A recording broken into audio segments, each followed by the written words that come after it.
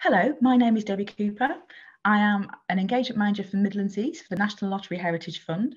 My role is to support projects pre-application and to reach out to priority groups and regions. And by priority, I mean those who are historically under-supported by lottery funding. I've been invited to talk to you today by Sports Heritage, and I'm sure we've all heard the saying that history is written by the winners. And for a few people, history and sports are just about winning. However, at the Heritage Fund and at Sporting Heritage, and I'm sure those of you who are listening today, know that that saying is not true. Our nation's history and heritage is not written by the few who win. Our heritage is written by those who care, those who show up, the passionate people who are there day after day, week after week, who get things done. And that is where sports and heritage are the same. While the headlines go to the winners and the big competitions, it is those passionate people, the ones who get up on a cold Sunday morning to referee or support a rainy match, who are foundation of sports. And equally, it's the communities that care, that show up, that get the job done, who preserve our nation's heritage.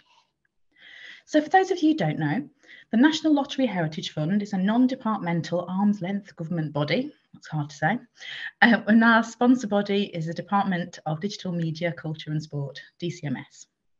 And we distribute funding from National Lottery good causes. So I'm here today to talk to you about some of the just a few of the very many sports heritage projects that we have supported since the start of the National Lottery Heritage Fund in 1994. And some of them you'll have heard of, big projects like the Olympics and Birmingham 22 and the National Football Museum. But so many of the projects that we support are about small community groups caring for heritage that matters to them, that makes an impact in their communities. One of the many great things about Sporting Heritage is that it appeals to people from all backgrounds. It helps bring people together, speaking to our identities, and helps us to feel pride in where we live. It also tells stories about our hometowns, the communities who live there, the past and the events that have shaped us. Sports heritage is the heritage of working class lives. It enables people to get involved in the heritage that they might not have thought heritage was for them. But before I start talking about projects, firstly, I want to talk to you about what is heritage. So on this slide, we have a list of some of the things that we include, which are things like people's stories and memories, cultural traditions, the histories of people, land and nature, parks, historic gardens, buildings, objects, collections, industrial, and so much more. And although at the Heritage Fund we hear about many wonderful and inspiring heritage, there's always some new area of heritage that we've not heard of. We can't define exactly what heritage is. It means so many things to different people. We invite funding applicants to tell us what their heritage means and why it matters and what impact it can make. When it comes to sports, Sporting Heritage has been important to the National Lottery Heritage Fund since our inception in 1994. In fact, one of the very early large projects was the National Football Museum. And here you can see our recent conference. We were just there a few weeks ago. Before I share any more projects that we've funded, I want to share with you a bit of the overall data about the Heritage Fund's impact and sports heritage. So this slide shows what we've supported in football. There's a bit of a caveat. This data set is quite broad. It covers completed projects. So there are many in delivery right now. And by related to football, it includes projects that have football heritage within the project, but might not be the single focus. And then following on, here's our impact in rugby. And my colleague Stephen, who works for data, has made this wonderful map, which shows you a belt really of rugby league projects, which is almost like a belt of the north of where so many of the rugby league projects have happened. You may have noticed that in both those data sets that the community is quite large. That's because so many of the projects that we support are about communities. It brings people together, and that's what we know, that where heritage can make a difference. And particularly with sports, it connects us to our past, our present, and helps us shape a more informed and inspirational future. So let me share with you a few of the very, very many projects we've supported over nearly the last 3 decades. So I'm sure you all remember the Olympics. Can you believe it was 10 years ago? So as an arm's length body under the DCMS, we were one of the many funders who supported the cultural programme of the Olympics. And if there are any Olympic historians out there listening today, you may well know that in the early days of the Olympics, there used to be gold medals for art, poetry, and even town planning. So it's great to have a cultural programme alongside these huge sporting events. So while it's a decade ago, we are very proud to be supporting some legacy projects very recently.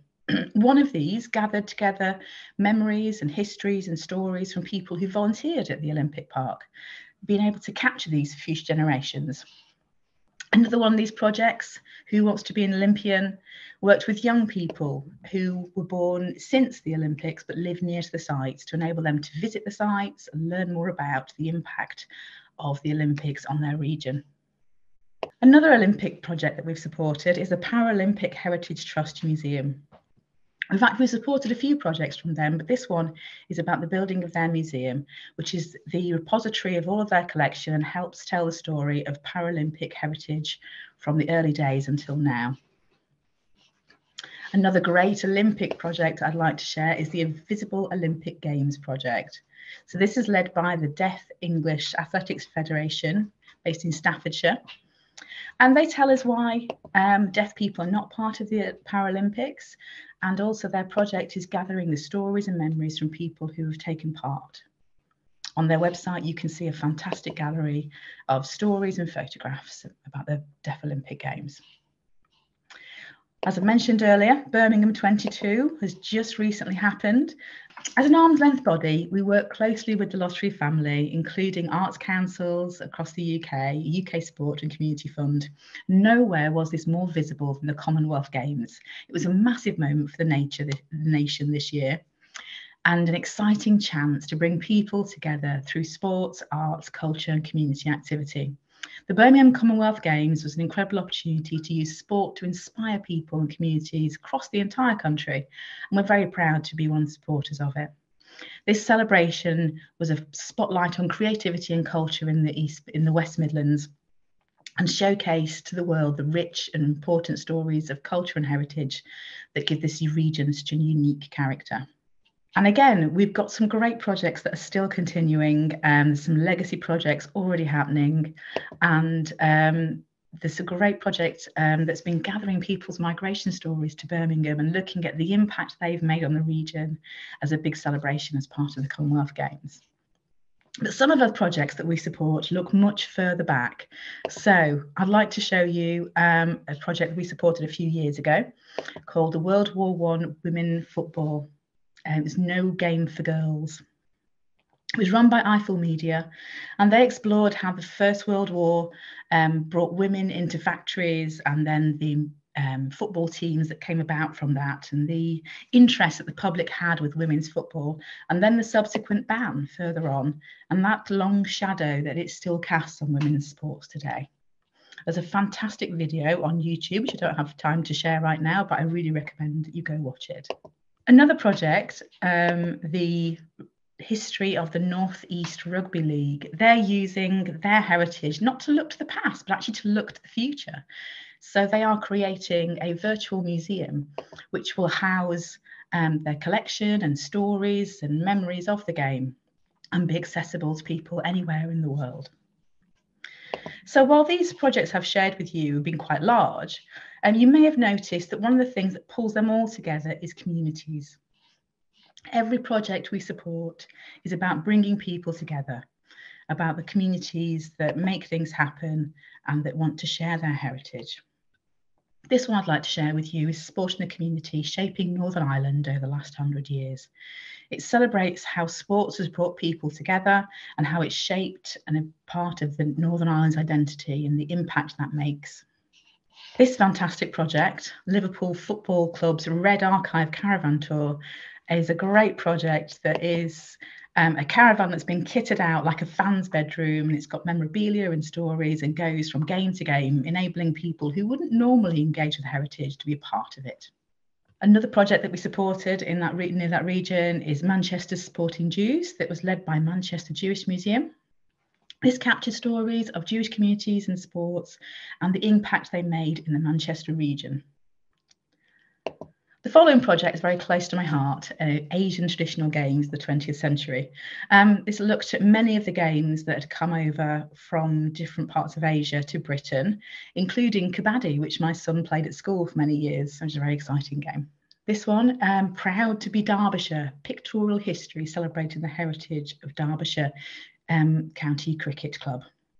Many of the sports clubs that we know and support in Britain have been running for a very long time and have huge histories and heritage stories.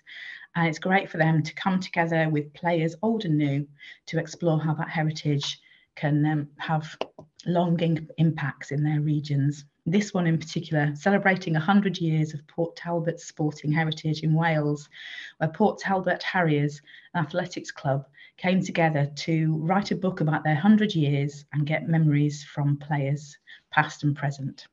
This project, an oral history of Punjabi wrestling, shows the impact of people migrating to Britain and bringing Punjabi wrestling with them, and how it's changed in the UK and in the Punjab region, and making links between those regions to share the sport as it is today. So those are a few of the range of projects, but as many of you know, with sports and heritage, once you get stuck in, you learn more and you grow. So many of the projects that we support have become legacy projects. So this project from the Great North Run, 30 years celebration, they came back to us a few years later with a 40 years celebration. So the project, the first time round, was quite small. It gathered memories and stories, and then they followed on with a much bigger and impactful project at 40 years, which is creating a documentary and really looking at the impact of the run on their region. Another great legacy project is this one about women's rugby, Crossing the Line, Women in Rugby, which followed the story of Julia Lee, who became the first woman to referee a men's rugby game. This project was run by Common Sense Initiative, and they came back to us a few years later as a follow-on project looking at the wider story of women in rugby, life of the Lionesses. And actually, that's where you can join in. So there's an opportunity with many of these projects to be part of making history and heritage. So the Life of the Lionesses projects are actively asking you for your stories right now. Your stories of playing and supporting Women's International Rugby League. Also, if you've been to Deaf Olympics, if you've taken part, the Invisible Olympic Games projects are calling out for your history and heritage. So do take part and have a look at the other projects that are underway. So I'm going to wrap up quite soon. I just want to share with you, if you've been listening to these stories and thinking, oh, we've got a great project that we could get supported, whether it's skateboarding, shot put or Subutio, or something else entirely, as the UK's largest funder of heritage, we are interested in your heritage. So who do we fund? You need to be either a registered charity or a CIC or charitable organisation, not for profit. We also support local authorities, community groups, school groups, and so forth. All the guidelines are on our website. We have 3 bands of funding. The small is 3 to 10,000, medium is 10 to 250, and then our large is over 250. And what are we looking for? Well, we want a clear focus as to what you want to do and why, what activities you want to cover, how it reaches out to community, because I think you've heard that running through. Community is all about how you reach the community and work with people. Unfortunately, we don't fund sports pitches and changing rooms and all of that. It's all got to be about heritage for us. But we want to look at the overall value of public money. We want to see that you've planned it out well, that you can deliver a strong project.